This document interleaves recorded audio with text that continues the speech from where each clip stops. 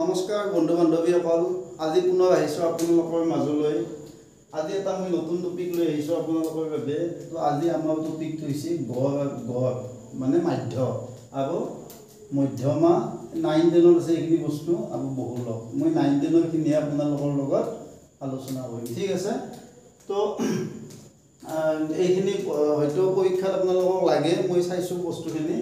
তো আপোনালোকে মানে হয়তো পাহৰিব পাৰে মই জাস্ট আপোনালোকৰ লগত আলোচনাহে কৰিম ঠিক আছে তো এতিয়া চাব যে প্ৰথমতে মই মাধ্যৰ কথাটো কৈছোঁ যে গড় বা মাধ্য তো মাধ্য মানে হৈছে আমাৰ কি কয় যে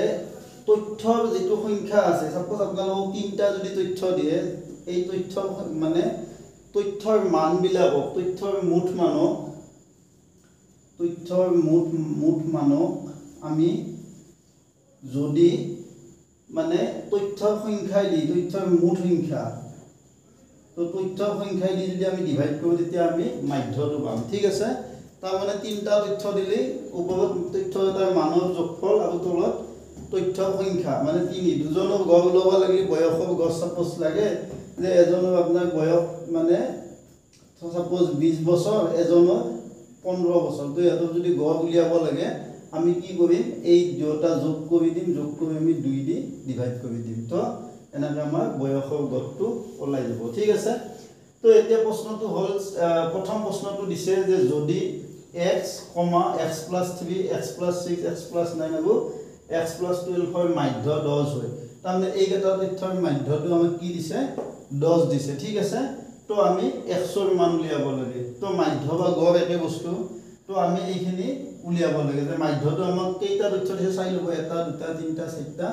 পাঁচটা তো এই তথ্যবিলাকৰ মাধ্য আমাক কি বুলি কৈছে 10 বুলি কৈছে তেন্তে x হ'ব এতিয়া আপোনালোকে বেলেগো কৰিব নালাগে এইকেইটা যোগ কৰি দিয়াতে আপোনালোকে চাব যে ইয়াতে কেইটা x আছে ইয়াতে এটা আছে ইয়াতে এটা ইয়াতে এটা ইয়াতে এটা ইয়াতে এটা তো আমাৰ টোটাল x কেইটা হ'ব মানে এই গোটেইকেইটা যোগ কৰি দিলে আমাৰ কি হ'ব আমাৰ যোগ কৰি দিলে ওপৰত আমাৰ চাই লব আপোনালোকে যে এটো x + 3 যোগ x + 6 যোগ x + 9 যোগ x + 12 তো এইখিনি আমাৰ ওপৰত তথ্যবিলাকৰ মানৰ যোগফল আৰু তলত আমি কি বহুৱাব লাগিব 5 বহুৱাব লাগিব যেহেতু আমাৰ মুঠ তথ্য কিমানটা আছে এটা দুটা তিনটা চাৰিটা পাঁচটা আছে ঠিক আছে আৰু এইখিনি আমাৰ তাৰে মাধ্য এই মাধ্যখিনি কাৰ সমান বুলি কৈছে আপোনালোকক 10 ৰ সমান বুলি কৈছে ঠিক আছে তো আমাৰ মাধ্য সমান আমি 10 লিখিম ঠিক আছে তো ওপৰত আমাৰ নিশ্চয় এটা জাস্ট আমি মানে মুখে কৰি দিব এটা x আছে এটা দুটা তিনটা চাৰিটা পাঁচটা তো ইয়াতে যোগ কৰিলে 5x হ'ব আৰু যোগ সংখ্যাবিলাক যোগ কৰক 3 3 6 9 9 18 18 12 30 তো এইখিনি আমাৰ 20 হ'ল ঠিক আছে তলত আমি 5 এটা দিব লাগিব এই যুগেল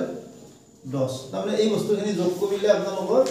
এইখিনি পাবা হ'ব ঠিক আছে তো এতিয়া আমি কি কৰিম এই 5টো আমাৰ মানে 5টো আমি কি কৰিব পাবো হিফালে লৈ যাব পাবো নহলে আমি ইয়াতেও কেনসেল কৰি দিব পাবো ঠিক আছে তো ইয়াতে হিফালে দিলে 5 10 গুণ 50 হ'ব আমি হিফালে মানে কেনসেল কৰিলে 5 1 গুণ 5 5 6 গুণ 30 তাৰমানে ইয়াতে x + 6 ইজুগেল কি হ'ব 10 হ'ব ঠিক আছে 5 1 গুণ 5 5 6 গুণ 30 এই 5টো আমি দুটাকে ডিভাইড কৰিলে 5টো নহয় হৈ যাব ঠিক আছে তো এতিয়া আমাৰ কি পাম আমি x ইজুগেল কি বলো 6 + 10 তো x 6 পিনে যোগ হৈ আছে হিফালে দিলে কি হ'ব বিয়োগ হ'ব তাৰমানে 10 - 6 হ'ব তাৰমানে আমাৰ আনসারটো হ'ব কি হ'ব 4 হ'ব ঠিক আছে তো আমাৰ এইটো আনসার হ'ব তো নিশ্চয় বুজি পাইছে অংকটো তো আপোনালোকে বেলেগও কৰিব নালাগে আপোনালোকে x কেটা যোগ কৰিব এটা দুটা তিনটা চাৰিটা পাঁচটা তো 5x আৰু সংখ্যাবিলাক যোগ কৰি ফেলে পাঁচটা তথ্য দিলে 5 দি হৰণ কৰিব লাগিব 10 7টা দিলে 7 দি আৰু ইফালে আমি মাধ্যটো লিখি দিছো ঠিক আছে তো আশা কৰো বুজি পাইছে আপোনালোকে তো সেকেন্ড প্ৰশ্নটো হৈছে বহুলক মানে হৈছে আসলতে মানে যেটো তথ্য বেছিবাৰ সংঘটিত হয় তো ইয়াতে আমাৰ বহুলক মানে আসলতে যোনটো তথ্য আমাৰ বেছিকৈ সংঘটিত হয় আসলতে আপোনালোকক মানে এনেকুৱা এটা প্ৰশ্ন দিলে যে বজাৰত কোনটো মোবাইল বেছিকৈ জনপ্ৰিয় হৈছে সেই তথ্যখিনিৰ বাবে মানে সেই কথাটো জনাৰ বাবে আমাৰ কোনটো আমাৰ মানে মান আমাৰ সঠিক হ'ব বহুল সঠিক হ'ব নে মধ্য কেন্দ্ৰীয় মান বুলি কয় আসলে এইকেইটা তো কোনটো কেন্দ্ৰীয় মান আমাৰ সঠিক হ'ব মধ্য হ'ব নে মধ্যমা হ'ব নে বহুল হ'ব তো আমাৰ উত্তৰটো হ'ব কিন্তু বহুল হ'ব কাৰণ বহুলকে সদায় জনপ্ৰিয় বস্তুটো মানে যিটো বস্তু বেছিকৈ সংঘটিত হয় সেই বস্তুটোৰ ধাৰণা আমাক দিয়ে ঠিক আছে তো ইয়াতে বহুলক আমাৰ ইয়াতে কোনটো তথ্য বেছিকৈ আছে দুইটো ইয়াতে আছে একবাৰ দুইবাৰ তিনিবাৰ আছে চালে গম পাব দুইটোৱে বেছিকৈ সংঘটিত হৈছে তো এইটো আমাৰ এনসাৰটো 2 হ'ব ঠিক আছে তো এইখিনি আপোনালোকে চাই ল'ব তো এতিয়া আমাৰ মাধ্যটো আপোনালোকে নিশ্চয় বুজি পালে বহুলকটো বুজি পালে যে বহুলক মানে কি যে যিটো তথ্য বেছিকৈ সংঘটিত হয় ঠিক আছে তো এতিয়া আমি মধ্যমা কথাটো অলপ আলোচনা কৰোঁ তো মধ্যমা মানে কি যে যেতিয়া আমাৰ যে মধ্যমাৰ ক্ষেত্ৰত আমি তথ্যবিলাকক আসলতে ঊৰ্ধ্বক্ৰমত সজাই ল'ব লাগে মানে ঊৰ্ধ্বক্ৰম মানে কি আমি তথ্যবিলাকক সৰুৰ পৰা ডাঙৰলৈ আমি সজাই ল'ম সৰুৰ পৰা ডাঙৰলৈ সজাই ল'ব লাগে ঠিক আছে ডাঙৰলৈ সজাই ল'ম তাৰপিছত আমাৰ যে কিমানটা তথ্য আছে মানে তথ্যৰ সংখ্যাটো যদি যুগ্ম হয় তথ্যৰ সংখ্যাটো ধৰক অযুগ্ম হ'ব পাৰে যুগ্ম হ'ব পাৰে ধৰক আপোনালোকক তথ্য ধৰক 3টা দিলে তথ্যৰ সংখ্যা কেইটা দিলে 3টা দিলে তেতিয়া n টো তথ্যৰ সংখ্যাটো কি হ'ব অযুগ্ম হ'ব তো তথ্যৰ সংখ্যা যদি অযুগ্ম হয় তথ্যৰ সংখ্যা অযুগ্ম হলে চাই ল'ব তথ্যৰ সংখ্যা অযুগ্ম হলে মধ্যমা কি হয় মধ্যমা হ'ব n+1/2 তম পদটো হয় n+1/2 তম পদ ঠিক আছে তাৰ মানে তথ্য ধৰক অযুগ্ম মানে ধৰক 1টা 5টা 7টা 9টা এনেহান টাইপৰ সংখ্যাবিলাক 2 দি হৰণ নোযোৱা সংখ্যাবিলাক হলে অযুগ্ম হলে মধ্যমাটো কি হ'ব n+1/2 তম পদটো হ'ব ঠিক আছে আৰু যদি তথ্যৰ সংখ্যাটো যদি যুগ্ম হয় যুগ্ম হলে কিন্তু মধ্যমা কি হ'ব n/2 তম পদ আৰু n/2+1 তম পদৰ গড় মানটো হয় গড় মান মানে মাধ্যটো হ'ব ঠিক আছে তো এইটো আপোনালোকে ধৰক n মানে ধৰক 2টা তথ্য আছে 4টা তথ্য আছে 6টা তথ্য আছে এনেকুৱা যদি যুগ্ম তথ্য সংখ্যাটো যদি যুগ্ম হয় তেতিয়া কিন্তু মধ্যমাটো কি হ'ব n/2 আৰু n/2+1 তম পদৰ গড় মানটো হ'ব n মানে কি n মানে তথ্য সংখ্যা কিন্তু এইখিনি কৰাৰ আগতে আমি তথ্যবিলাকক ঊৰ্ধ্বক্ৰমত সজাই ল'ব লাগিব ঠিক আছে চাব আমি আজি প্ৰথম যেটো অংক লৈ আহিছো তো সব এইটো চালে ভালদৰে বুজি পাব যে 10খন এলানি খেলত এটা দলে লাভ কৰা গলৰ সংখ্যাবিলাক এনেকুৱা দিয়া আছে 2 3 4 5 0 1 3 3 4 3 তো এই অংকটোত আপোনালোকক মধ্যম আৰু বহুল বুলি আমি দেখুৱাই দিম আশা কৰোঁ আপোনালোকক পুনৰ মনত পৰিব আগতে যি চাই আহিছিল নিশ্চয় মনত পৰিব ঠিক আছে তো এতিয়া চাব যে মাধ্য আমাৰ যেটো আছে মাধ্যটো আসলতে গড় মান উলিওৱা তাৰ মানে ধৰক কেইখনমান স্কুলৰ মানে মাজত কোনখন স্কুলৰ মানে ৰিজাল্ট ভাল হৈছে এনেকুৱা বস্তুবিলাক জানিবৰ কাৰণে আমি মাধ্যটো আমাৰ বেছি প্ৰয়োজন ঠিক আছে আকৌ বহুলকটো কিন্তু যে বজাৰত কোনটো বস্তু বেছিকৈ চলছে কোনটো বস্তু বেছি জনপ্ৰিয় কোনটো ঘটনা বেছিকৈ সংঘটিত হৈছে তো এইবিলাক জনাৰ বাবে আমি বহুলক মানে ব্যৱহাৰ কৰোঁ ঠিক আছে আৰু মধ্যমাটো হৈছে এটা বিশেষ মানে মান এটা উলিয়াৰ বাবে যে এখন ৰাষ্ট্ৰৰ গড় মজুৰি কিমান এজন শ্ৰমিকৰ উৎপাদনৰ হাৰ কিমান তো এই স্পেচিয়েলি এজনৰ মানে কথা উলিয়াব লাগিলে আমাক মধ্যমা ব্যৱহাৰ হয় ঠিক আছে তো আপোনাক তো প্ৰথমতে মই মধ্যমাটো উলিয়াব যাওঁ ঠিক আছে মাধ্যটো প্ৰথমতে উলিয়াও তো মাধ্যটো উলিয়ালে আপোনালোকে চাই লওক যে মাধ্যত বৰ বিশেষ একো নাই মাধ্যত আপোনালোকে তথ্যবিলাক যোগ কৰিব লাগিব মই আগতে কৈছোঁ মানবিলাক তো এইটো যোগ